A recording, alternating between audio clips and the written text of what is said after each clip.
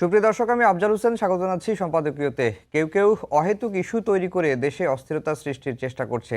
এর মাধ্যমে পলাতক ফ্যাসিস্টদের ফিরে আসার পথ তৈরি করছে কিনা ভেবে দেখার দরকার বলে মন্তব্য করেছেন প্রধানমন্ত্রী তারেক রহমান। আরেকটি বিপ্লবের জন্য প্রস্তুতি নেওয়ার আহ্বান জানিয়ে জামায়াতের আমির বলেছেন, মনে হচ্ছে আরেকটা বিপ্লব আসন্ন। জুলাই গণ অভ্যুত্থানের 2 বছরের প্রত্যাশা প্রাপ্তির হিসেবে চলছে। প্রাসঙ্গিক বিষয় নিয়ে আমাদের আজকের সম্পাদকীয় গণ অভ্যুত্থানের 2 বছর।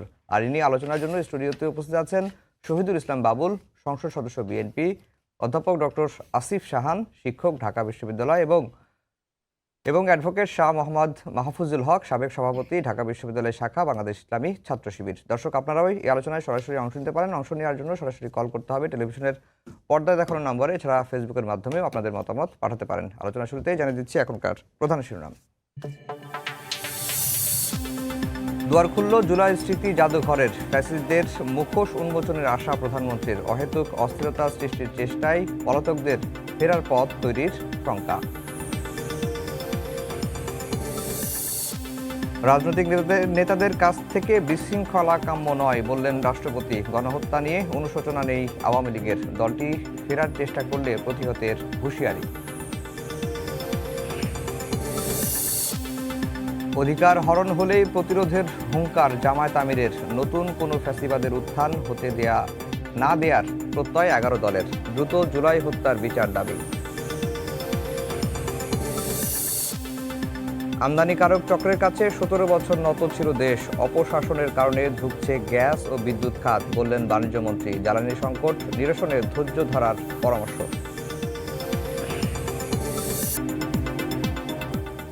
দর্শক, শিরোনাম শুনছিলেন। আমরা আজকের সংবাদ যে বিষয় দিয়েছি গণ অভ্যুত্থানের 2 বছর। বাবুল ভাই, আপনাকে দিয়ে আলোচনা শুরু করব। গণ অভ্যুত্থানের 2 বছর আমরা প্রতি বছরই প্রত্যাশা প্রাপ্তির হিসাব মেলাই। এই বছরও শুরুতেই আমরা প্রত্যাশা প্রাপ্তির হিসাবটা একটু জানতে চাই। জনপ্রত্যাশা আসলে কতটুকু পূরণ হয়েছে বা কতটুকু পূরণ করা গেছে? মানুষের যে আকাশচুম্বী প্রত্যাশা ছিল, এতগুলো মানুষ শহীদ হইলেন, তাদের রক্তের উপর দাঁড়িয়ে এই সরকার নির্বাচনের মাধ্যমে ক্ষমতায় এসেছেন। এই সরকারের যে 6 মাস, সেই 6 মাসের মধ্যে কতটুকু প্রত্যাশা পূরণ করা গেছে, এর আগে কতটুকু পূরণ হয়েছে? জি, থ্যাংক ইউ। আপনাকে ধন্যবাদ। আমার 2 সহ-আলোচক, দর্শক শ্রোতা, সবাইকে আমার সালাম। আজকে 5ই আগস্ট আমাদের ছাত্র জনতার যে গণ অভ্যুত্থান, তার 2 বছর পূর্তি হলো আজকে আর কি। এই দিনটি আমাদের জাতীয় জীবনে অনেক গুরুত্বপূর্ণ এবং কি বলবো, সমুজ্জ্বল থাকবে যতদিন এই দেশ থাকবে, মানুষ থাকবে। আমাদের মুক্তিযুদ্ধ, আমাদের 90 এবং আমাদের এই 24, এটা বাঙালি জাতির জীবনে, বাংলাদেশের মানুষের জীবনে, জাতির জীবনে একটা অনন্য উজ্জ্বল ভূমিকা হিসেবে থাকবে। ধরেন, এই যে আমাদের এই অর্জন, আমরা কি পেলাম 2 বছরে, কি পেলাম না, সেই হিসাব যদি আপনি করতে যান তো এটা তো বিস্তর আলোচনা। আমরা অনেক কিছুই পেয়েছি। প্রথম কথা হলো, আমরা একটা ফ্যাসিবাদকে উৎখাত করেছি। এটা আমাদের একটা গ্রেট অ্যাচিভমেন্ট এই জাতির জীবনে। দ্বিতীয় কথা, আমরা একটা গণতান্ত্রিক সমাজের যাত্রা শুরু করেছি। এটা আমাদের একটা বড় অর্জন বলে আমরা মনে করি। এই গণতন্ত্রের যাত্রার মধ্যে ব্যত্যয় হবে, ভুল হবে, ডিবেট হবে, তর্ক হবে, বিতর্ক হবে, হ্যাঁ, সব কিছু হবে। এখানে পাওয়া না পাওয়ার আক্ষেপ বেদনা থাকবে, কথা বলবার স্বাধীনতা থাকবে, সব কিছু থাকবে। তারপরে আবার অপূর্ণতাও থাকবে। 2 বছর তো অনেক বড় সময়, তা না। আর একটা গণ অভ্যুত্থান একটা জাতির জীবনের সব কিছু পরিবর্তন করে দিতে পারে। এটা কোনো সমাজ বিপ্লব না, তাই না? অনেক ঘটনা আছে, অনেক প্রত্যাশা। আমাদের ধরেন ছোট দেশ, বিপুল সংখ্যক জনগোষ্ঠী আমাদের এখানে, আমাদের প্রচুর সমস্যা, সংকট, আমাদের দারিদ্র্য, আমাদের বেকারত্ব, আমাদের হাহাকার, অনেক কিছু আছে। সেটাই 2 বছরের মধ্যে সব সমস্যার সমাধান হয়ে দেবে, এটা কোনো জাদুর চেরাক না। তবে আমাদের শাসন ব্যবস্থা যেটা, সেই শাসন ব্যবস্থার যে পরিবর্তন, সেটা যেমন আমি যদি বলি, এই 2 বছরে এখানে শাপলা চত্বরের মতো কোনো হত্যাকাণ্ড ঘটে নাই। এই 2 বছরে কেউ ওই যে আয়নাঘর নামক যে একটা জায়গা, 41 ফিট বাই ইঞ্চি বাই 3 ফিটের মতো যে জায়গায়, সেখানে বছরের পর বছর কাউকে বসত করতে হয় নাই। একজন ছাত্র গুলি করে কেউ সরকারের পক্ষ থেকে হত্যা করা হয় নাই, আমি যতটুকু জানি।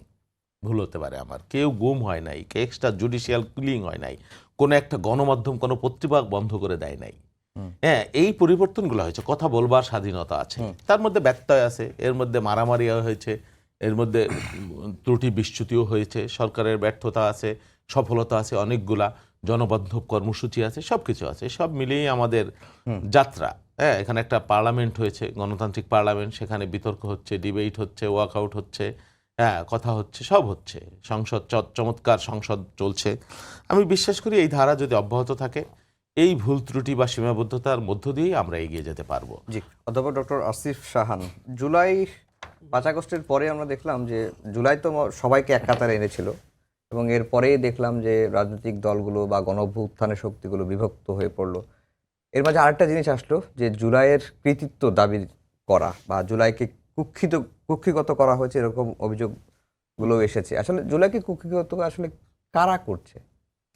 হ্যাঁ, ধন্যবাদ আপনাকে। আপনি প্রথমে যে কথাটা বললেন যে জুলাইয়ের সময় একটা ঐক্য ছিল, দেখুন যেটা হচ্ছে যে গণ অভ্যুত্থানের সময় আমরা যেটা দেখেছি, এই ঐক্যটা হচ্ছে কি আপনার একজন কমন এনিমি আছে, আপনার একজন কমন শত্রু আছে। সেটা হচ্ছে তখনকার প্রধানমন্ত্রী যিনি ছিলেন, যেই কর্তৃত্ববাদী শাসন যেটা এসেছিল, সেটা ছিল আপনার কমন এনিমি।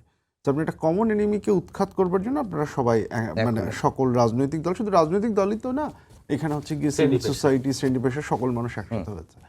তো যেটা হয়, যের মধ্যে রাজনৈতিক দলগুলো হচ্ছে অর্গানাইজ শক্তি, বাকি যারা তারা তো হচ্ছে গিয়ে একটা বিশেষ মুহূর্তে তারা হচ্ছে গিয়ে একসাথে হয়েছেন।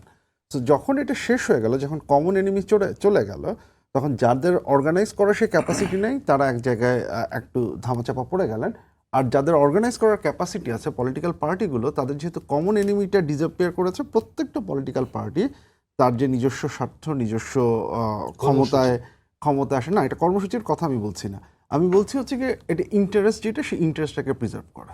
আমি ক্ষমতায় আসতে চাই, আমি আরো সামনে এসে চাই, এইটার জন্য এক্স্যাক্টলি আমার কি কি করতে হবে সেই জায়গাগুলোতে হচ্ছে গিয়ে ফোকাসটা। দিস ইজ প্রিটি নর্মাল, এটা পৃথিবীর সকল দেশে সকল জায়গাতেই এই ঘটনা ঘটেছে, বাংলাদেশেও একই ঘটনা ঘটেছে। বরং এই জিনিসটা টিকে থাকবে এইটা আশা করাটা এক ধরনের একটা নাইভ চিন্তা ভাবনা, এটা আসলে দুনিয়ার কোথাও হয় না। সো এইটার এরকম বিচ্ছিন্ন হয়ে যাওয়াটা খুব অস্বাভাবিক কিছু জিনিস ছিল না।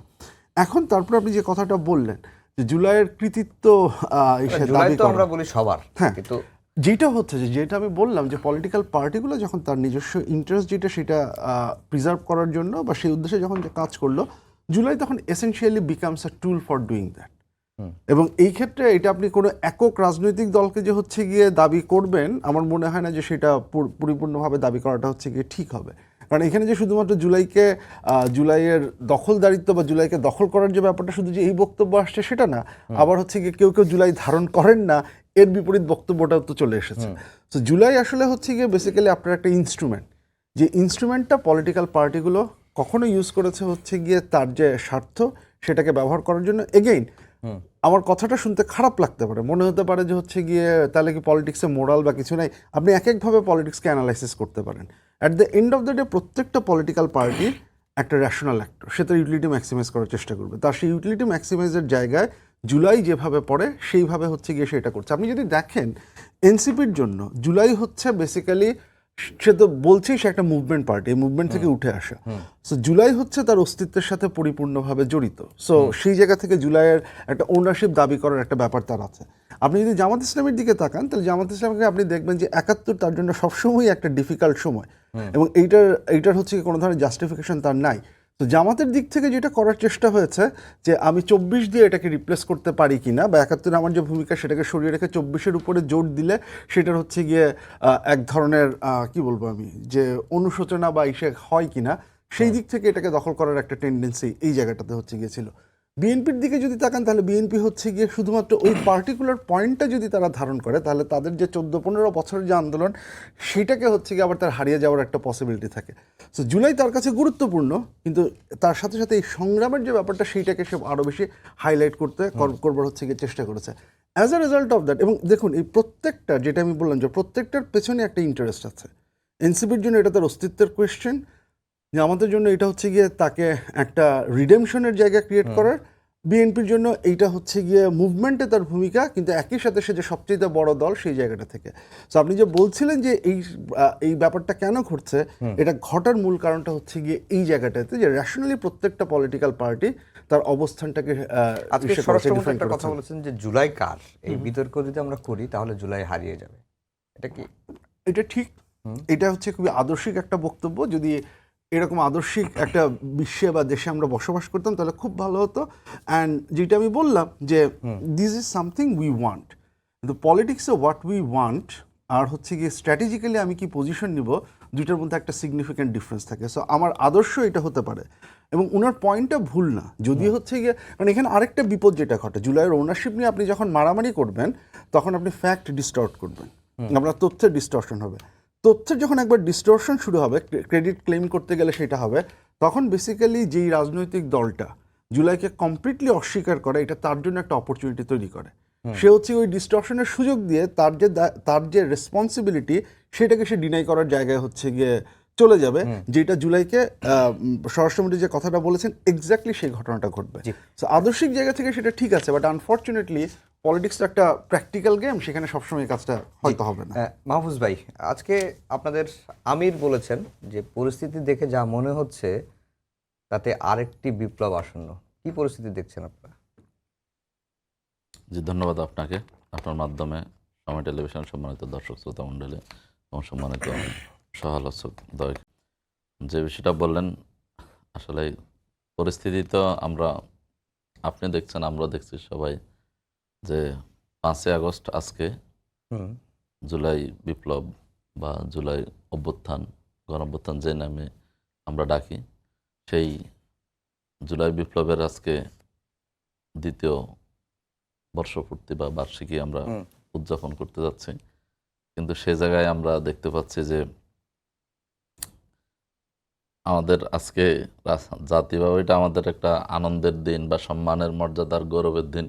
সেখানে আমরা দেখলাম যে একদম জাতীয় অনুষ্ঠানেই কিন্তু আমাদের রাষ্ট্রপতি স্বয়ং এটার জন্য দুঃখ প্রকাশ করছেন, এবং আমাদের জাতীয়ভাবে আমরা অপমানিত হলাম। যে হচ্ছে যে এমন একটা বিশৃঙ্খল পরিস্থিতি তৈরি হলো, সেখানে বিদেশি কূটনীতিকরা তাদের মানে নিরাপত্তার ইয়ে দেখিয়ে সেখান থেকে চলে যেতে বাধ্য হয়েছেন, এবং রাষ্ট্রপতি মানে খুবই বললেন যে আমি খুবই দুঃখিত এরকম একটা পরিস্থিতি। আমরা সেখানে দেখলাম আমাদের স্বরাষ্ট্রমন্ত্রী যেটা বললেন যে আসলে জুলাইকে নিয়ে টানাটানি করলে কি হবে, মানে জুলাই হারিয়ে যাবে। কিন্তু আমরা দেখলাম সেই জুলাইয়ের যেই উপরে যেই ডকুমেন্টারি রাষ্ট্রীয়ভাবে যেটা প্রদর্শিত হলো, সেখানে দেখা যাচ্ছে যে আবু সাইদ নাই, সেখানে দেখা যাচ্ছে যে আমার জুলাই এক দফার ঘোষক 3 আগস্ট বা ওই সময় নাহিদুল ইসলাম নাই, বা হচ্ছে যে সেখানে অন্য কাউকে ঘোষক দাবি করা, এবং হচ্ছে যে এখানে সবাইকে মিলে যে আমরা উদযাপনটা করার কথা ছিল, বিশেষ করে জুলাইয়ের পক্ষে যারা ভূমিকা রেখেছে, সে জায়গায় আমরা দেখলাম যে অনেক মানে এটা বিশৃঙ্খল একটা পরিস্থিতি। এটা আমাদের রাষ্ট্রীয়ভাবে আমাদেরকে মানে অবদমিত করেছে বা আমাদেরকে খাটো করেছে, এবং সেটা রাষ্ট্রপতি বলেছেন। তো আমার মনে হয় এরকম এটা একটা পরিস্থিতি। আরেকটা আপনি দেখবেন যে আমরা জুলাই বিপ্লবের এই যে আকাঙ্ক্ষা, যে একটা নতুন বাংলাদেশ বা আমরা প্রত্যাশা করেছি, ছাত্রদের প্লেকার্ডে লেখা ছিল উই ওয়ান্ট জাস্টিস, ন্যায় বিচার চাই, ইনসাফ চাই। আমরা দেখেছি রাষ্ট্র মেরামতের কাজ চলছে, সাময়িক অসুবিধার জন্য দুঃখিত। তাই আমরা দেখলাম যে ব্যক্তির পরিবর্তন হয়েছে, শেখ হাসিনার পরিবর্তে তারেক রহমান ক্ষমতায় আসছে, বা আওয়ামী লীগের পরিবর্তে বিএনপি ক্ষমতায় আসছে, কিন্তু রাষ্ট্রীয় কাঠামোর যে সংস্কার বা সংশোধন, সেই জায়গাগুলো কিন্তু আগের মতোই থেকে যাচ্ছে। যেই ফ্যাসিবাদ মুক্ত করার জন্য আমরা সংগ্রাম করেছি বা ছাত্র জনতা জীবন দিয়েছে, রক্ত দিয়েছে, সেই উপাদান যদি থেকে যায়, সবই থেকে যায়, তাহলে পরিণতিটা কি হইতে পারে? আমরা গত 2-3 দিনের যে পরিস্থিতি ক্যাম্পাসগুলোতে ঢাকা, আজকের এই দিনও আমরা যেটা দেখলাম যে বরিশালে, তারপর হচ্ছে যে নারায়ণগঞ্জে বিভিন্ন জায়গায় হামলা হচ্ছে, অস্ত্রের মহড়া হচ্ছে, এবং হচ্ছে যে সেখানে আমাদের সরকার আইন শৃঙ্খলা বাহিনী নির্লিপ্ত ভূমিকা পালন করছে, দর্শকের ভূমিকা পালন করছে, বা সেখান আমরা ঢাকা আলিয়ার প্রিন্সিপাল রক্তাক্ত হচ্ছে, আমরা দেখতে পাচ্ছি যে ক্যাম্পাস বন্ধ করে দিয়ে সেখান থেকে ছাত্রদেরকে বের করে দেওয়া হচ্ছে। তো এই যে পরিস্থিতি আপনার, যেগুলো তো আমরা আশা করি নাই বা কেউ আশা করে নাই, এখন আমরা দেখতেছি যে সরকার 6 মাস, সরকারের মেয়াদ 6 মাস। ভাইরা বলবেন যে আমাদের তো সময় খুবই কম, আমাদেরকে আর এটা পর্যাপ্ত না। এটা যেমন ঠিক, তারপর হচ্ছে যে আপনার মর্নিং শোজ দ্য ডেজ, এটা তো ঠিক। আপনি প্রথম দিন থেকে তো আমরা দেখলাম যে জুলাইয়ের চেতনা বা জুলাইয়ের সনদ, রাষ্ট্রীয় সংস্কার, সেই জায়গাগুলো নিয়ে, যেটা নিয়ে গণভোট বা যেটা নিয়ে এত আয়োজন, সেগুলো প্রথম দিন থেকে আমরা অস্বীকার করা শুরু করলাম সরকার ক্ষমতায় আসার পরে। তো সেখান থেকে তো আমার রাষ্ট্র কাঠামো যে সংস্কার, সেই জায়গাগুলো আমাদের কাছ থেকে আস্তে আস্তে আমরা পিছনের দিকে চলে যাওয়া শুরু করলাম। এরপরে আপনি দেখেন যে এখানে আজকে বিদ্যুৎ সংকট, আজকে জ্বালানি সংকট, গ্যাস সংকট, আজকে মানুষের মধ্যে একটা অস্থিরতা মানে কাজ করতেছে। আজকে কারখানা বন্ধ হয়ে যাচ্ছে এবং সেখানে হাজার হাজার মানুষ কর্মহীন হয়ে যাচ্ছে। এই যে একটা পরিবেশ তৈরি হচ্ছে, সরকার সেই জায়গাগুলোকে অ্যাড্রেস করার পরিবর্তে যাতে করে এখান থেকে দৃষ্টি সরানোর জন্য মানে ক্যাম্পাসগুলোতে একটা অস্থিরতা, হামলা, মহড়া সেটা শুরু হচ্ছে। আবার অথবা আরেকটা হতে পারে একটা ভয়ের ভীতিকর, মানে সরকারের আশঙ্কা করতেছে যে সামনের দিনে হয়তো এগুলো নিয়ে জনগণ রাস্তায় নামতে পারে, বিরোধী দল রাস্তায় নামতে পারে। তো নিজের একটা নিয়ন্ত্রণ প্রতিষ্ঠা করে একটা ভীতিকর পরিবেশ তৈরি করা, যাতে করে কেউ আর এটা নিয়ে কথা বলতে না পারে এবং হচ্ছে যে কেউ আন্দোলন করার সাহস না পায়, এবং আন্দোলন করলে যেন সেটাকে টুটি চেপে ধরা যায়। তাহলে তো সে আগের মতো একটা পরিবেশ তৈরি হলো। তো এই যখন অবস্থা, তখন তো বিরোধী দল হিসেবে বিরোধী দলের নেতা কথা বলতে পারেন যে যদি একটা আমাকে সেই পরিস্থিতি আমরা আবার লক্ষ্য করলে সেটার এগেইনস্টে আবার বাবুল ভাই, ব্যক্তির পরিবর্তন হয়েছে কিন্তু রাষ্ট্রীয় কাঠামোর যে একটা পরিবর্তনের আকাঙ্ক্ষা ছিল বা আমরা তোড়জোড় দেখেছি, সেটির কোনো কিছুই পরিবর্তন হচ্ছে না এখন পর্যন্ত। সেই কারণেই হয়তো জামায়াতের আমির বলেছেন যে সামনে আরেকটা বিপ্লব আসলে। কেন রাষ্ট্রীয় কাঠামোর পরিবর্তন হয় নাই? কিভাবে? সব হয় নাই, অনেক পরিবর্তন তো হয়েছে। জামায়াতের আমির যেটা বলেছেন এটা ওনার পলিটিক্যাল রেটরিক্যাল বক্তব্য। আরে ভাই, গণঅভ্যুত্থান তো আর সময়ে সময়ে মানে ছেলের হাতের মোয়া না যে সকাল বিকেল হয়ে যাবে। 17 বছরের সীমাহীন মানে জুলুম, পীড়ন, শত শত খুন, গুম, হাজার হাজার কোটি টাকা পাচার, ছাত্র জনতা, আলেম ওলামা হত্যা, এরপরে আমরা সকলে মিলে একটা অভ্যুত্থান করেছি। এই অভ্যুত্থানের পিছনে কত আত্মদান, কত রক্ত, কত ত্যাগ, কত মানে সীমাহীন। আর 5 মাসের একটা সরকার, 6 মাসও হয় নাই, 5 মাস কয়েকদিনের সরকার, যেই সরকারের হাতে একজন মানুষও গুম হয় নাই, একজন মানুষও এক্সট্রা জুডিশিয়াল কিলিং হয় নাই, 57 জন সেনা অফিসার হত্যা হয় নাই, ছাপলা চত্বর হয় নাই, হাজার হাজার কোটি টাকা বাংলাদেশ থেকে পাচার হয় নাই। আর আপনি বলে দিলেন হয়ে যাবে কালকে সকালবেলা গণ অভ্যুত্থান। বিষয় কি এরকম হতে পারে? হলে হবে, সেটাই আমার বক্তব্য নয়। আপনি যেটা বলেছেন যে ইনস্টিটিউশন হয় নাই, আমাদের একটা পার্লামেন্ট হয়েছে যেটা গণতন্ত্রের চর্চার হেডকোয়ার্টার, সেখানে আমরা সব কথা বলতে পারি। চমৎকার পার্লামেন্ট চলছে। আমাদের ইলেকশন কমিশন হয়েছে এবং এই কমিশন আরও মানে জুলাই চার্টার অনুযায়ী যেটা সেটা হবে। আমাদের একটা কেয়ারটেকার গভর্নমেন্ট হচ্ছে, নির্দলীয় সরকার। আমাদের সবচাইতে বড় সংস্কার যেটা বাংলাদেশ, আমি মনে করি 5 বছর পরে মানুষ যাতে নির্দ্বিধায় নিঃসংকোচে ভোট দিতে পারে সেই ব্যবস্থা আমাদের তৈরি হচ্ছে, একটা কেয়ারটেকার গভর্নমেন্ট, যেটা আমাদের দীর্ঘদিনের দাবি। এবং আমি মনে করি বাংলাদেশে আপনি যত সংস্কার চান তার 80% এই ভোট দেওয়ার মধ্যে নিহিত আছে। আপনি যদি দিতে পারেন তাহলে আপনি 5 বছর পরে আপনি যখন ভোট দিতে পারেন, আপনি যদি মানুষের কাছে যেতে হয়, রাতের বেলায় যদি ভোট না হয়, ডামি আর আমি যদি ভোট না হয়, তাহলে বিএনপি নামক যে রাজনৈতিক দল সরকার পরিচালনা করছে তারা পরিবর্তন হইতে বাধ্য থাকবে যদি তাদের কোনো ব্যত্যয় থাকে, ভুল থাকে। হ্যাঁ, তাহলে পরিবর্তন হয় নাই আপনি কিছু এই কথা কিভাবে বলেন? হ্যাঁ, আরো পরিবর্তন হওয়ার প্রয়োজন আছে, আমি আপনার সাথে স্বীকার করি। সব পরিবর্তন তো 5 মাসে হয়ে যায় না। 1.5 বছরের সরকার কি করেছে? ইন্টারিম সরকার, তাদেরও তো কিছু দায়িত্ব ছিল। এই যে আজকে জুলাইয়ের যোদ্ধা যারা, জোড়াহায়ত যারা, প্রতিনিয়ত তাদের হাহাকার দেখে আজকেও দেখলাম এক মা যে বক্তব্য দিল, আবেগঘন বক্তব্য, যে আমি অনেক উপদেষ্টার কাছে গিয়েছি কিন্তু কোনো কারো কাছ থেকে কোনো সাহায্য পাই নাই। এটাও তো রিয়েলিটি। তার আপনি কি বলবেন? আমার ভাই বলল যে কি ঘোষক দাবি করছে তারেক রহমান, সে বক্তব্যটা শুনেছে কিনা আমি এখানে আসার আগে মনোযোগ দিয়ে নিচে দাঁড়িয়ে বক্তব্যটা শুনলাম। আজকের অডিওতে ভিডিওতে কোথাও তো তারেক রহমানকে স্বাধীনতার ঘোষক বলা হয় নাই, এবার কি এক দফার ঘোষক বলা হয় নাই। এই ধরনের তথ্য কোথায় পাইলো আমি জানি না, যদি দিতে পারে তাহলে খুশি হব। আমি এখানে একটা ক্লিপিংস দেওয়া হয়েছে, তিনি আমাদেরকে দাবি, আমাদের দলীয় একটা প্রোগ্রামে বলেছেন এখন থেকে 1 দফা হাসিনার পদত্যাগ। তার মানে কি তাকে আমরা ঘোষক দাবি করে ফেলছি? এই যে ধরনের মানে পায়পাড়া দিয়ে একটা রাষ্ট্রীয় অনুষ্ঠানে ঝগড়া বাঁধানো। হ্যাঁ, যেই হয়েছে আবু সাইদের ছবি নাই বলা হয়েছে, আমি 2বার এখানে তার ছবি আছে, তবে আমরা দাবি করি আবু সাইদের ছবিটা আরো ভালোভাবে আরো মানে প্রস্ফুটিত করার দরকার। সেটা আমাদেরও ডিসস্যাটিসফ্যাকশন আছে। আমাদের নেত্রী খালেদা জিয়ার কোনো প্রসঙ্গ নাই, সেটা আমাদেরও ডিসস্যাটিসফ্যাকশন আছে। আমাদের অসীমের ছবি নাই, আমাদেরও ডিসস্যাটিসফ্যাকশন। অন্তর্বর্তী সরকারের সময় এই পাঠ্যপুস্তক থেকে অসীমের ছবি বাদ দেওয়া হয়েছে, সেটা তো ইন্টেনশনাল দেওয়া হয়েছে। অনেক জায়গা থেকে বিএনপির যে অবদান, সেই অবদানকে কোথাও তারেক রহমানের অবদান, বিএনপির অবদান একেবারে আউট করে দেওয়া হয়েছে। আমরা কি কোনো অনুষ্ঠান পণ্ড করছি? কূটনীতিকদের সামনে।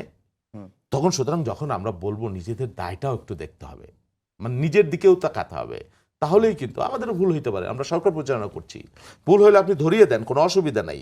হ্যাঁ, নাহিদদের অবদান কি অস্বীকার করেছে, কিন্তু নাহিদরা যখন বলে যে সমস্ত ক্রেডিট আপনাদের, 17 বছর আপনারা কিছুই করতে পারেন না, এটা শিখতে পারেন না, ওইটা শিখতে পারেন নাই, টিনের সালে কাউয়া, এই সেই অমুক তমুক, হ্যাঁ, খালি বিএনপির দোষ দেয়। এখন তারা জোট করছে, তারা যে ওই যে তালা খুলতে পারে নাই 17 বছর মগবাজার অফিসের একদিনের, আমাদের এই 5 মাসে একদিন তালা আটকাইছি আমরা, তাকে অফিস ঘুরেই দিচ্ছি। সম্ভাবনা তৈরি হচ্ছে আটকানোর। আরে ভাই, সম্ভাবনার কথা যদি আপনি বলেন, হাইপোথিসিস, যেভাবে আশ্চর্য ব্যাপার মারধর শুরু করছেন দিয়েছি কি না, সম্ভাবনার কথা তো আমি আপনার কথা অনেক কথা বলতে পারি, আপনি ফ্যাসিস্ট আচরণ করবেন ভবিষ্যতে, এটা করবেন, সেটা তো আপেক্ষিক ব্যাপার।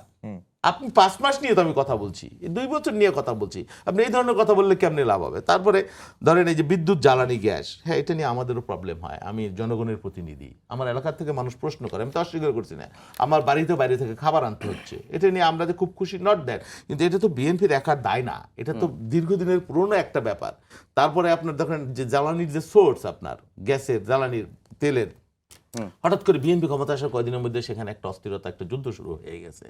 আপনি এই কয়েক মাসে মানে $4.3 বিলিয়ন এক্সট্রা খরচ করা হচ্ছে লাগছে এই বিধ্বস্ত অর্থনীতির মধ্যে। Can you imagine it? তারপরে আপনার সিএনজির যে জ্বালানি, চট্টগ্রামে যে 2টা আছে, তার একটা অগ্নিকাণ্ড হয়ে একটা বিকল হয়ে গেছে। আমার প্রধানমন্ত্রী গতকাল বলেছেন যে উনি মালয়েশিয়ায় কথা বলেছেন আনোয়ার ইব্রাহিমের সাথে সরাসরি, এবং তারা কিভাবে দ্রুত এখানে সাপোর্ট দেওয়া যায়, তাদের সাথে জাপানের কন্ট্যাক্ট আছে, তার মধ্যেও সেই বিষয়ে তারা বলছে যে সেপ্টেম্বরের মধ্যে তারা একটা ভালো সাপোর্ট দিতে পারবে। আমাদের প্রচেষ্টা, এটা আমরা বুঝি না, আমাদের প্রচেষ্টা কি নাই? এখন আপনি যদি কন যে কালকে থেকে জ্বালানি আর গ্যাসের কোনো সংকট থাকবে না, বাংলাদেশে কোনো অস্থিরতা হবে না, আমাকে সরকারে বসাই দেন, দেই, আপনারা গ্যারান্টিটা দেন। এর জন্য ধরেন একটা ডকুমেন্টারিতে যদি ত্রুটি হতে পারে, ভুল হতে পারে, ব্যত্যয়ও হতে পারে, কিন্তু ওনারা যে দাবি করেছেন এই দাবি সত্য না। তারেক রহমান স্বাধীনতার ঘোষক, এই কথা বলা হয় না এই ডকুমেন্টারিতে। আবু সাইদের ছবি নাই, কথা সত্য না, 2বার তার ছবি দেখানো হয়েছে। এই কথা খালেদা জিয়ার ছবি দেওয়া, বিএনপি নেতারা বিক্ষুব্ধ হতে পারত, কিন্তু এর জন্য আপনি একটা রাষ্ট্রীয় অনুষ্ঠানে কূটনীতিক আছে, সেখানে বিশৃঙ্খলা করতে পারেন। তারপরে যে শিবির ক্যাম্পাসের কথা বলছে, আলিয়া মাদ্রাসা প্রিন্সিপালকে মাইরে ফাটাই লাইছে, এই সংকট শুরুটা কোথায় হলো? রাজশাহী বিশ্ববিদ্যালয় শুরু হয়েছে, যেই ছেলে আম্বান নাকি, সে একেবারে হাতুড়ি বাটাল বেলচা নিয়ে লাইব্রেরির মধ্যে থেকে শুরু করে দিছে পিটেনি, করছে তো। তারপরে বেগম রোকেয়া বিশ্ববিদ্যালয়, আমি তো ছবি দেখলাম, জামাতের এক এমপি সাহেব সরাসরি দেশীয় অস্ত্র টস্ত্র নিয়ে একেবারে ক্যাম্পাস দখল করে ফেলছে। তো শুরুটা তো ওখান থেকে হইলো, উস্কানিটা কে দেয়, কোত্থেকে শুরু হয়? তারপরে আবার আপনারা ঘোষণা দিতেছেন, আসেন দেখি কার কত শক্তি, ছাত্রদলকে বের করে দেবে। ছাত্রদল তো রক্ত মাংসের মানুষ, তারা তো ক্ষমতায় আছে।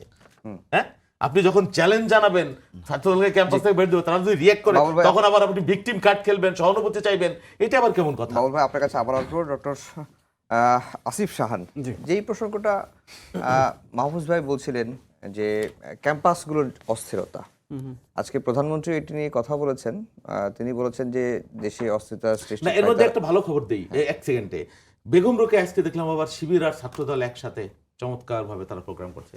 আজকে আসলে জুলাইয়ের দিন এই আলোচনা আমরা না করলে পারতাম, আমি কিন্তু বলিনি প্রথম স্পেলে, আমার ওই ভাই শুরু করলো, আমি আজকে জুলাই নিয়ে কথা বলতে চাইছিলাম। এগুলো শুনলে আওয়ামী লীগ আর হাসিনা হাসে। না, কাজ যদি হয়, কাজ যদি করে, তাহলে আলোচনাতে আসবে। অধ্যাপক ডক্টর আসিফ সাহান, প্রধানমন্ত্রী বলছেন যে অস্থিরতা সৃষ্টির পায়তারা চলছে, আর এটি তার কাছে মনে হয়েছে যে বাড়িটি ভেবে দেখা দরকার যাতে পলাতক ফ্যাসিস্টদের ফিরিয়ে আনা যায়। আবার মাহফুজ ভাই বলছিলেন যে সরকারের যে ব্যর্থতা, গ্যাস, বিদ্যুৎ খাত, জুলাই সহ নানা ইস্যুতে, সেটি ঢাকতেই ক্যাম্পাসগুলোতে ধরনের অস্থিরতা তৈরি করা হচ্ছে। আপনার বিশ্লেষণটা কি? দেখুন, এখানে 2টা ব্যাপার আছে। প্রথম যে বক্তব্যটা, প্রথম যে জিনিসটা আমার মনে হয় ইম্পর্টেন্ট বোঝা, যে একটা কথা আমরা শুরু করেছিলাম না যে তখন, যে ব্যক্তির পরিবর্তন হয়েছে, সিস্টেমের পরিবর্তন হয়নি। I think that is a very important thing to consider. এটা সত্যি কথা যে 6 মাসে আপনি হয়তো সকল কনক্লুশন ড্র করতে পারবেন না, কিন্তু 6 মাস অনেক কিছু ইন্ডিকেটও করে। আনফর্চুনেটলি 6 মাসে আমরা যে পজিটিভ জিনিসপত্রগুলো যেটা দেখেছি, সেটা অনেকটাই না ব্যক্তি নির্ভর। প্রধানমন্ত্রী তারেক রহমান, উনার অ্যাক্টিভিটিস যেটা বা উনার যেই সেইটা হচ্ছে কি আপনার একটা পজিটিভ ইম্প্যাক্ট তৈরি করেছে। কিন্তু গণতান্ত্রিক একটা শাসন ব্যবস্থা একজন ব্যক্তির উপর নির্ভর করে টিকে থাকতে পারে না। মানে এটা একটা মজার ব্যাপার। মজার ব্যাপারটা কি জানেন, যে জামাতে ইসলামীর পলিটিক্যাল স্লোগান হচ্ছে সৎ লোকের শাসন চাই। বিএনপি হচ্ছে একটা লিবারেল ডেমোক্রেটিক পার্টি যে চেকস অ্যান্ড ব্যালেন্সের কথা বলে। যখন শাসন ক্ষমতা বিস্তারের ব্যাপার ওঠে, তখন আপনি যখন এক ব্যক্তির উপর নির্ভর করেন তখন সামহাও আপনি সেই জামাতের পলিটিক্যাল আইডিওলজিটাকে আপনি আপনার শাসন ক্ষমতায় আর কি আসলে হচ্ছে গিয়ে এস্টাবলিশ করে ফেলতেছেন। যেটা করা দরকার, যেটা বারবার করা দরকার, যেটার উপরে জোর দেওয়া দরকার, যে আমরা যদি গণতন্ত্রকে একটা সুসংহত জায়গায় নিতে চাই, তাহলে সিস্টেমেটিক যে চেঞ্জগুলো, বাবুল ভাই যেটা বললেন দ্যাটস ট্রু, কিছু জায়গায় পজিটিভ চেঞ্জ আছে, বাট এই কিন্তুগুলা খুব বড় ঝামেলা। যেমন তত্ত্বাবধায়ক সরকারের ব্যাপারে জুলাই চার্টারে যেটা আছে আপনার সেটা অনুযায়ী হবে, যদি না হয়, কারণ আমাদের এখন একটা সুপ্রিম কোর্টের জাজমেন্ট আছে, তাহলে সেখানে আবার বিচার বিভাগের দলীয়করণের মতো কোনো সমস্যা হয়ে যাবে কিনা সেটা একটা ইস্যু। ইলেকশন কমিশন যেটা বললেন যে এখন ঠিক আছে, but election commission, next election commission খুব সম্ভবত আমরা নিয়োগ দিব 2029-30-এর দিকে, যদি বর্তমানে যিনি আছেন উনি থাকেন, এবং তখন হচ্ছে ইলেকশন ইয়ার। তখন আমরা যে নির্বাচন কমিশনকে নিয়োগ দিব সেটা আসলে কি প্রক্রিয়া নিব, কারণ জুলাই সনদে আবার আমরা এখানে একটা ঝামেলা তৈরি করে রেখেছি। সেখানে আমরা বলেছি যে সকল দল ঐক্যমত্য হয়ে একজনকে নিয়োগ দিবেন। বাংলাদেশের এই বর্তমান 6 মাসের বাস্তবতা আপনি কি মনে করেন যে নির্বাচনের আগে দুইটা রাজনৈতিক দল একজন ব্যক্তির ব্যাপারে একমত হবে? এবং যদি না হয় তাহলে এক্স্যাক্টলি কি হবে? তাহলে তো নির্বাচন কমিশনের নিরপেক্ষতা নিয়েও প্রশ্ন তুলতে হচ্ছে। দুদকের কথা বলি আমরা, গুমের যে আইনটা যেটা ক্যাবিনেটে যেটা এসে হলো, সেইখানেও যে সমস্যাটা আছে, যে পুলিশের যে তদন্ত করার যে ক্ষমতাটা যেটা দেওয়া হয়েছে, সেটা তো আসলে at the end of the day মানে উনি এটার জন্য দায়ী বা উনার হচ্ছে কি সেই জুরিসডিকশন আছে কিনা তিনিই নেবেন, এইটা তো কোনো গণতান্ত্রিক কিসের জন্য হতে পারে না। So that is a big problem. এই প্রবলেমগুলোকে আপনাকে সলভ করতে হবে। কেন আমি বলছি এটা সলভ করতে হবে? কারণ আমি জামাত ইসলামীর আমির যেটা বলেছেন, আমি সেটা আমার কাছে গ্রহণযোগ্য মনে হয় না, যে এই যে বিপ্লব, this is not so easy, এই কথার সাথে আমি একমত। বাট হ্যাভিং সেড দ্যাট, এইরকম একটা সিচুয়েশন তৈরি হতে পারে যদি হচ্ছে আপনার ইকোনমিক অবস্থা খারাপ, যেটা চলছে সেটা যদি কন্টিনিউ করতে থাকে। আওয়ামী লীগের যদি দিকে তাকান, আওয়ামী লীগ প্রচুর পরিমাণে, যে কথাটা একটু আগে বলার চেষ্টা, 14-15-16 বছর ধরে আওয়ামী লীগ প্রচুর হিউম্যান রাইটস ভায়োলেশন করেছে। স্যার এখানে একটা পয়েন্ট আমি যোগ করি, বিএনপি সরকার যেটি বলছে যে ইকোনমিকের যে অবস্থা, এই অবস্থা তারা এই 17 বছরের এই ধরনের অবস্থায় পেয়ে গেছে। অ্যাবসলিউটলি, সেটা ঠিক। আমি ওইটাই বলতে চাচ্ছিলাম যে ধরেন আওয়ামী লীগের ইনএসেন্স আপনি যদি 2009, 10, 11, 12, 13, 14, 15-এর দিকে তাকান, আওয়ামী লীগের এক অর্থে কপাল বলেন বা ম্যানেজমেন্ট বলেন, যেটাই বলেন আপনি, সেটা একদিক দিয়ে ভালো ছিল এই কারণে তারা হিউম্যান রাইটস ভায়োলেশনগুলো এগুলো কিন্তু চালিয়ে গেছে, গুম, এক্সট্রা জুডিশিয়াল কিলিং সবই হয়েছে। কিন্তু ইকোনমিক একটা গ্রোথ এনশিওর করার কারণে অনেক সময় হচ্ছে গিয়ে মানুষ আমরা যেটাকে বলি পজিটিভ লিবার্টি, এইটুকু এনশিওর করার কারণে ওই রকম কোনো অভ্যুত্থান বা এটা হয়নি। আপনি চিন্তা করে দেখুন, গণ অভ্যুত্থানের যে পরিস্থিতি, সেটার পেছনে কিন্তু কোভিড, গভর্নমেন্টের ইকোনমিক ম্যানেজমেন্টের অবস্থা, এই সব কিছু দায়ী। বিএনপি একটা অসুবিধাজনক অবস্থায় আছে। কেন আমি বলছি, বিএনপি ক্ষমতায় আসার পরে এই যে মিডল ইস্টের ওয়ার, এই যে তেলের দামের বা তেলের ইসের যে সংকটটা, এই সংকটগুলো বিএনপির যে ইনিশিয়াল ইকোনমিক প্ল্যান, সেখানে কিন্তু একটা বড় ধরনের ঝামেলা তৈরি করে দিচ্ছে, একটা বড় ধাক্কা দিচ্ছে। যেটা বিপদ হচ্ছে যে এখন আপনি যদি ইনস্টিটিউশন, যেটা আমি বললাম যে আপনি গণতন্ত্রের ইনস্টিটিউশনগুলো যদি আপনি না করেন, তাহলে দের ইজ আ পসিবিলিটি, আজকে হোক কালকে হোক, অলরেডি কোস্টগার্ডের ইস্যুতে একটা গুমের মতো ঘটনা ঘটে গেছে, এই ধরনের ঘটনাগুলো ঘটতে থাকবে।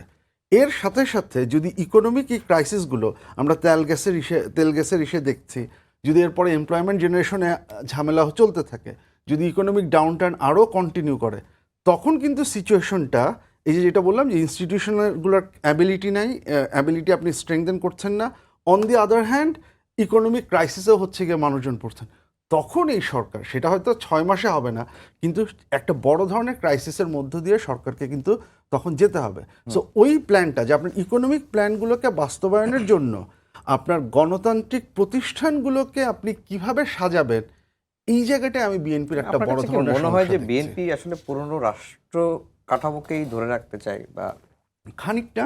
কারণ বিএনপি কিন্তু যখন আমরা ওই কনসেন্সাস কমিশনের মিটিং দেখেছি, তখন বিএনপিতে কিন্তু একটা কথা বারবার এসেছে যে আমরা রাষ্ট্র যাতে দুর্বল না হয়ে যায়, সরকার যাতে দুর্বল না হয়ে যায়। এইখানে আমার আপত্তি আছে। আমার যে দুইটা বিষয় আমি একটু বলি। যেমন একটা, এটা শুধু বিএনপির না, এটা জামাত এবং এনসিপিরও কিছু ক্ষেত্রে, যে গণতন্ত্রকে আমরা সবসময় নির্বাচন কেন্দ্রিক গণতন্ত্র, যে যদি 5 বছর পর পর একটা নির্বাচন হয়, দ্যাট ইজ ডেমোক্রেসি। কিন্তু গণতন্ত্র এই যে মাঝখানে ইনস্টিটিউশনগুলো বিল্ডিং করা, কারণ না হলে যেটা হয় 5 বছর একটা সরকার থাকবে, সে তার মতো করে চালাবে, তারপরে হচ্ছে কি আপনি আরেকজনকে আনবেন, মাঝের সময়টায় প্রচুর সমস্যাগুলো তৈরি হয়। গণতন্ত্র শুধুমাত্র নির্বাচন কেন্দ্রিক না, এখানে সিটিজেনের পার্টিসিপেশনের ব্যাপার, শুধুমাত্র ভোটের দিন যে ভোট দিয়ে আসবেন সেটা না, এর মাঝখানের অংশগ্রহণ, যেটা বললাম প্রতিষ্ঠানগুলোকে দাঁড় করানো, আনফর্চুনেটলি এই আন্ডারস্ট্যান্ডিংটা যে ডেমোক্রেসি যে অন্য একটা ব্যাপার, ডেমোক্রেসি যে নির্বাচনের চেয়েতেও বেশি, সেইটা একটা। আর দ্বিতীয় যে কথাটা আপনি বললেন যে বিএনপির দিক থেকে কিন্তু এরকম একটা ধারণা আছে যে এমন কোনো কিছু করা যাবে না যাতে সরকার দুর্বল হয়ে যায়। এখন সরকারের জবাবদিহিতা নিশ্চিত করার জন্য আপনি দুদক বা হিউম্যান রাইটস কমিশন এই জায়গাগুলোকে যদি আপনি স্বাধীনতা দেন, সেটা কিন্তু সরকারের জবাবদিহিতা নিশ্চিত করে। ইটস নট একটা জবাবদিহিতা সম্পন্ন সরকার কিন্তু দুর্বল সরকার না, বরং এই চেকস অ্যান্ড ব্যালেন্সটা হচ্ছে গভর্নমেন্টকে একটা সার্টেন লেজিটিমেসি দেয়, যেটা একটা পলিটিক্যাল পার্টি চাইলে সেটা ব্যবহার বাউল করতে ভাই পারে। শুরুর দিকেই বলছিলেন যে আমাদের একটা পার্লামেন্ট আছে, পার্লামেন্টে আমরা ডিবেট করছি, কত সুন্দর প্রাণবন্ত আলোচনা হচ্ছে। তো এই বিষয়গুলো তো বাউল ভাই তুলছেন না। আপনার কাছে আবার আসবো স্যার। মাহফুজ ভাই, আসিফ শাহ স্যার শুরুর পয়েন্টে যেটি বলছিলেন যে বিএনপির এনসিপির কথা, যে এনসিপি জুলাই গণঅভ্যুত্থানের মাধ্যমে বা জুলাই গণঅভ্যুত্থানের গর্ভেই বেড়ে ওঠা একটি রাজনৈতিক দল তারা হয়েছে।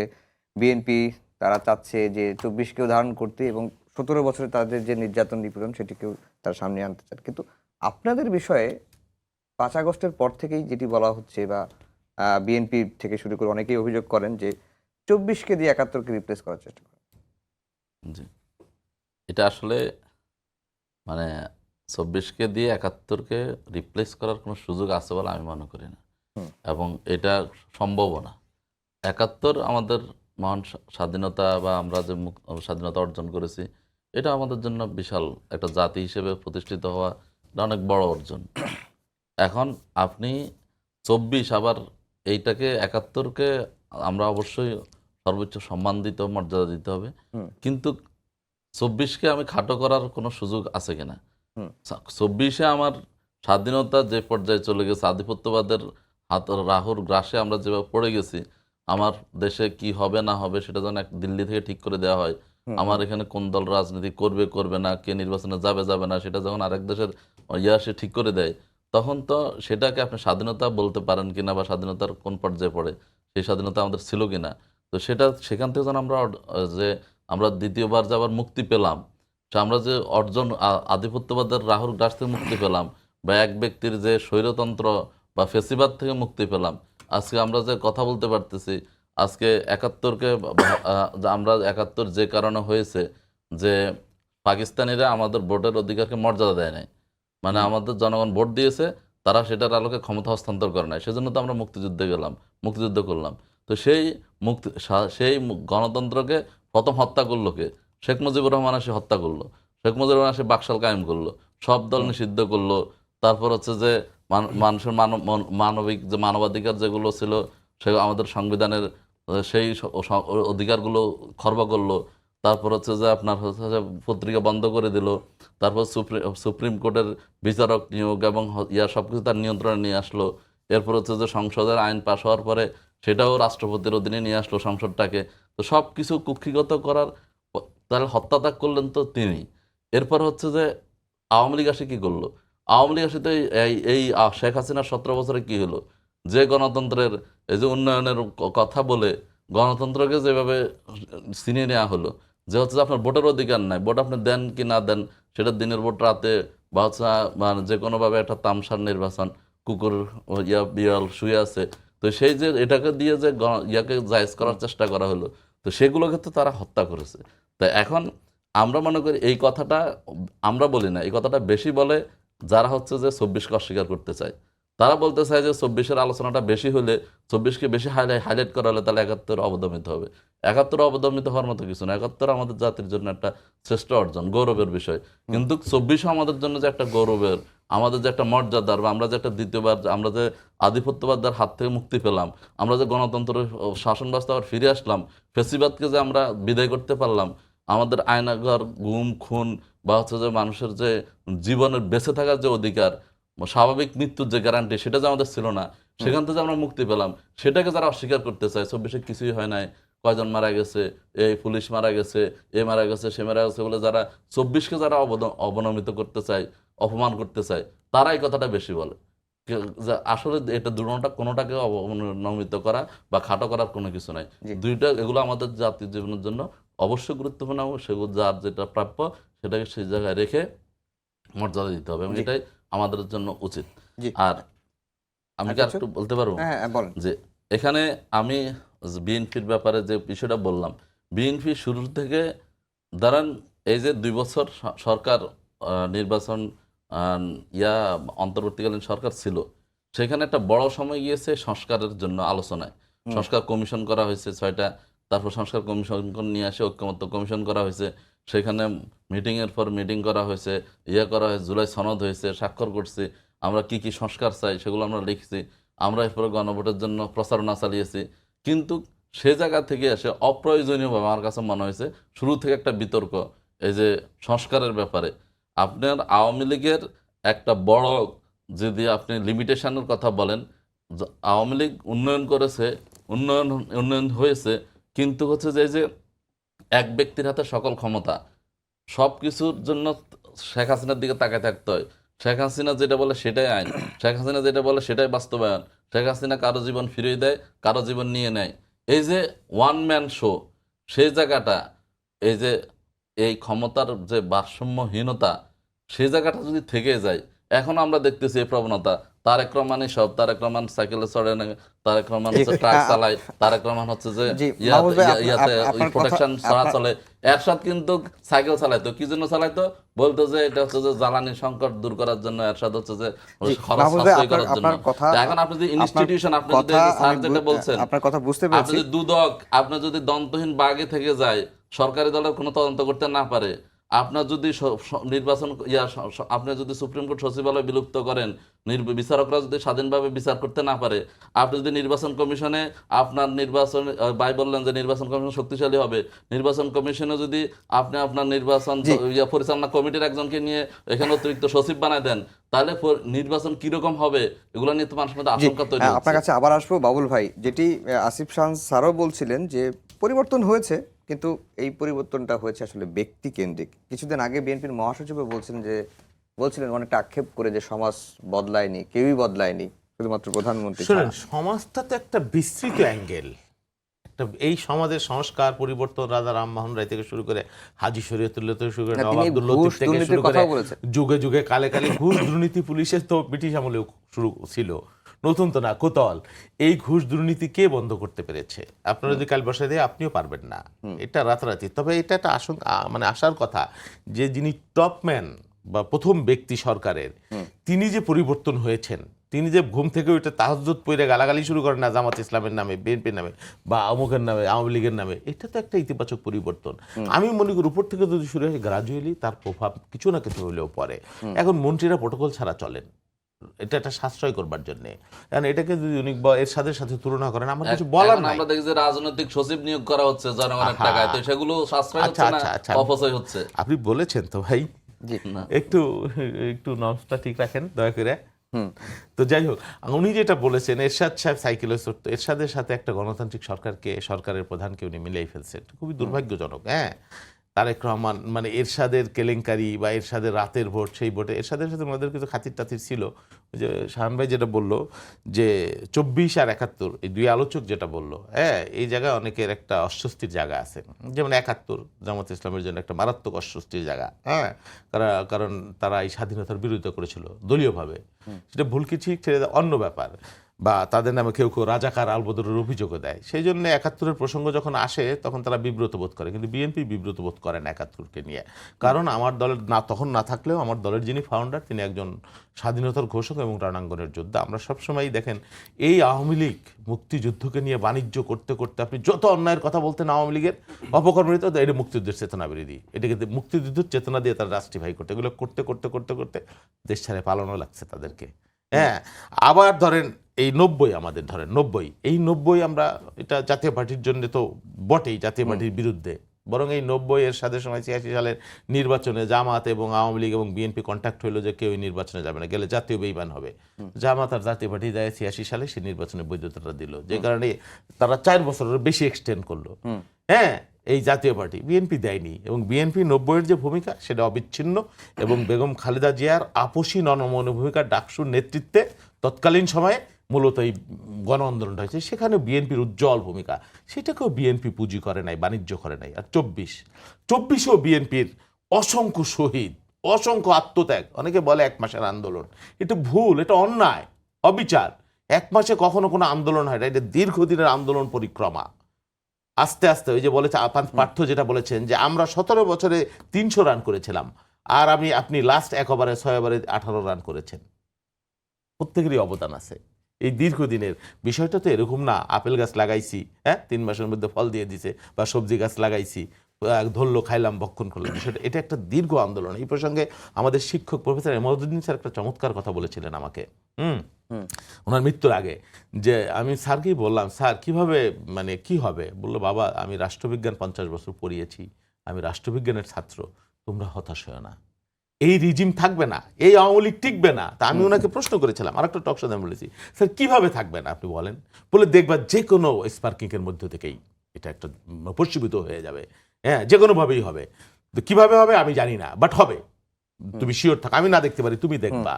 মাওলানা রুমি বলেছিলেন, জালালউদ্দিন রুমি, যে যখন পৃথিবীর সব আলো নিভে যায় তখন ফুলকির মধ্য থেকে যে অগ্নিস্ফুলিঙ্গের সৃষ্টি হয় তা মানে দাবানল তৈরি করে, তার নেভাবার। আচ্ছা তাই হয়েছে।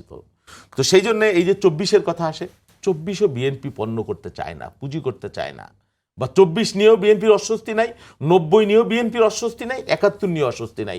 এই যে 71-এর মতো 24কে কেউ আবার বগল দাবা করতে চায়। কথাই বলে যে না 24 সবার, কিন্তু কাজের বেলায় 24 আমরা করেছি, আপনারা 17 বছর এটা করেছেন, ওইটা ছিঁড়েছেন, এটা করেছেন, টিনের সালে কাউয়া, এই সেই বিএনপি 1 2 3 4 ছাত্র দলের এটা কর, ওইটা কর, ওইটা মার। এই যে অস্বস্তি, হাসিনা গেছে যেই পথে, তারেক যাবে সেই পথে, এটা শুরু করছে আমার ভাইরা নির্বাচনের আগে থেকে। হ্যাঁ, পৃথিবীর বিএনপি একমাত্র রাজনৈতিক দল যার মানে ক্ষমতায় যাওয়ার আগেই মানুষ তার পতন চায়, অথচ সেই দল 220 সিটে দিচ্ছে, এটা বলেছে রেকর্ডেড। হ্যাঁ, অদ্ভুত ব্যাপার। কালকে অভ্যুত্থান হয়ে যাবে বিএনপির বিরুদ্ধে। আরে ভাই, অভ্যুত্থান যদি এত সহজ হইতো, আওয়ামী লীগের আমল তো 17 বছর আপনি অভ্যুত্থান করতে পারেন না, 17 বছর লাগছে। আপনি অভ্যুত্থানের একটা পার্টনার মাত্র। বিএনপির মতো এত দল, বড় দল ছিল, ছাত্র জনতা ছিল। আপনি যদি এতই অভ্যুত্থান করতে পারেন সকালে আর বিকেলে, তাহলে 17 বছরের ভিতর করলেন না কেন? 17 বছর কেন লাগলো? সেই জন্য গল্প বাক্যাবাদ। আমাকে এগুলো নিয়ে আমরা রাষ্ট্র পরিচালনা আছে, আমাদের অনেক সমালোচনা সহ্য করতে হবে, আমরা জানি অনেক কথা আমাদের শুনতে হবে। বলবেন, এটা গণতন্ত্রের সমাজ, ফ্রিডম অফ স্পিচ আছে, আপনি যা ইচ্ছা তাই বলতে পারবেন, কোনো অসুবিধা নাই, কেউ বাধা দেবে না। স্যার, যেটি বাবুল ভাই বলছিলেন যে 71-এর মতো 24 কেউ বগল দাবা করতে চায়, মানে এর আগে যদি আপনি খোলাসা করে বলেছেন, আরেকটু যদি একটু বিস্তারিত বলেন যে কারা আসলে বগল দাবা করতে চায়। দেখুন, মানে এটা তো আমি এর আগের সাথেও পরিষ্কার আগেও করেছি, এবং মানে এটা তো মানে আজকে উনি যেটা বললেন যে সেটা একদিক দিয়ে ভালো, সেটা ঠিক আছে, যদি সেটা হয় তাহলে খুবই ভালো। বাট একই সময়ে মানে ওই জামাত ইসলামী দলের তো অন্যান্য অনেকের বক্তব্য আমরা শুনেছি মাঝখানে বিভিন্ন টকশোতে বা ইসাতেও তো এসে, যে 71 যে আসলে কিছুই নেই, এই ধরনের বক্তব্যও তো আমরা শুনেছি।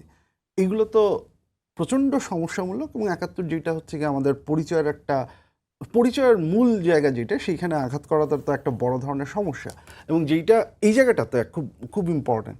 বাংলাদেশে আমরা যখন বাংলাদেশ আওয়ামী লীগ নিয়ে কথা বলছি, তার ফেরত আসা নিয়ে কথা বলছি, আপনি যতদিন পর্যন্ত 71-কে নিয়ে কন্ট্রোভার্সি বা ইস্যু করতে থাকবেন, ততদিন পর্যন্ত বাংলাদেশ আওয়ামী লীগের ফেরত আসার রাস্তা আপনি খোলা রাখবেন, এটা একদম পরিষ্কার।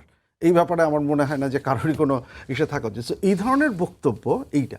এখন যেইটা হচ্ছে হিস্টোরিক্যাল ফ্যাক্ট, যেইটা বাংলাদেশের মুক্তিযুদ্ধে এই রাজনৈতিক দলটির ভূমিকা নিয়ে সিগনিফিকেন্টলি শুধু কনসার্ন না, এটা নিয়ে তো বড় ধরনের ইস্যু আছে, এবং এইটার রেসপন্সিবিলিটি স্বীকার করা এবং সেই অনুযায়ী ইস্যু করা, সেই ক্ষেত্রে যথেষ্ট দ্বিধার জায়গাও হচ্ছে কি আমরা দেখেছি।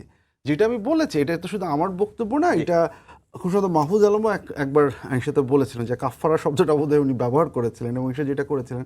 সো এইটাকে যেটা বললাম, যে পলিটিক্যাল পার্টি স্ট্র্যাটেজিক্যালি তারা এটাকে রিডেমশনের জন্য এইটাকে হচ্ছে কি আঁকড়ে ধরবার একটা চেষ্টা তারা করেছেন। So as a result of that সেই জিনিসটা আছে, সেই জায়গাটাতে আমি যেটা বলেছি তখন, যে এনসিপির তার অস্তিত্বের সাথে এটা সম্পর্কযুক্ত, আর এটা হচ্ছে গিয়ে তার রিডেমশনের একটা।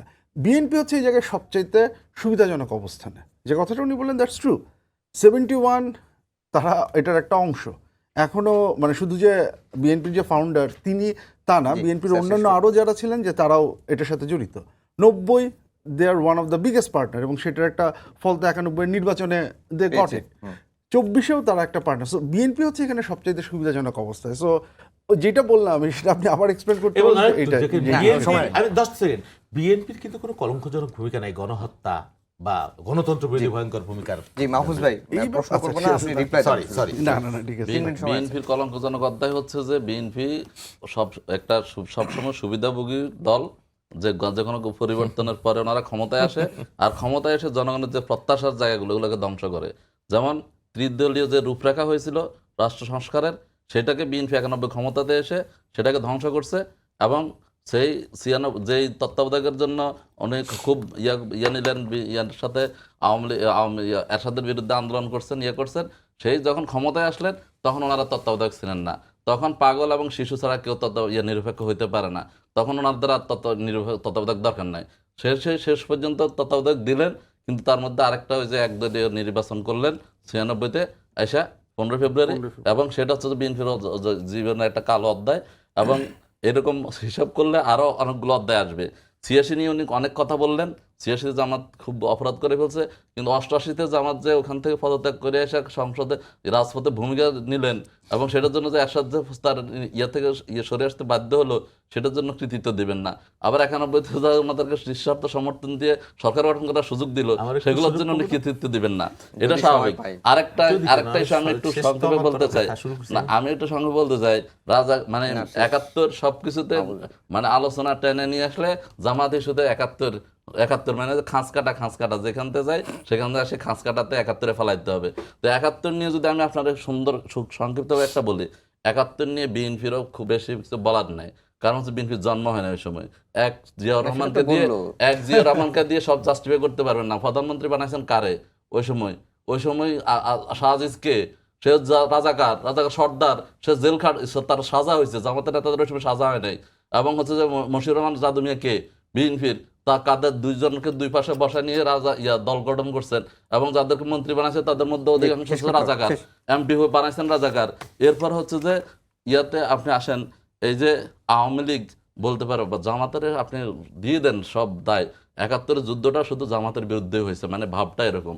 71-এ আপনার এই যে 469 জন যারা হচ্ছে যে এমএলএ এবং এমএনএ যারা ছিল, তাদের মধ্যে 403 জন যখন সংবিধান গণপরিষদ গঠন করা হলো, সেখানে 403 জন আসছে হচ্ছে সদস্য, বাকিদেরকে সদস্য করা হলো না কেন? হলো না হচ্ছে যে সেখানে আওয়ামী লীগের এমপি 46 জন এমপিকে সেখানে বহিষ্কার করছে, তারা রাজাকার ছিল, তারা সেখানে শান্তি কমিটির সদস্য ছিল। তো তার এরপর হচ্ছে আপনার যে রাজাকারের তালিকা আওয়ামী লীগের আমলে করা হলো, সেখানে সর্বোচ্চ রাজাকার সংখ্যা হলো আওয়ামী লীগের, দ্বিতীয়ত হচ্ছে ওনাদের দল বিএনপির, জামাতের হলো তৃতীয় অবস্থানে। তাহলে এটা তো ওনাদের একটা মুক্তিযুদ্ধ মন্ত্রণালয়ের পক্ষ থেকে করা হয়েছে। এখন সবকিছু আপনি জামাতের গাড়ি দিয়ে যুদ্ধটা জামাতের বিরুদ্ধে হয়েছে এরকম বলেন, কিন্তু এদেশের মানুষ তো এই ছিল আমাদের আজকে সংবাদ। আবার দেখা হবে একই সময়।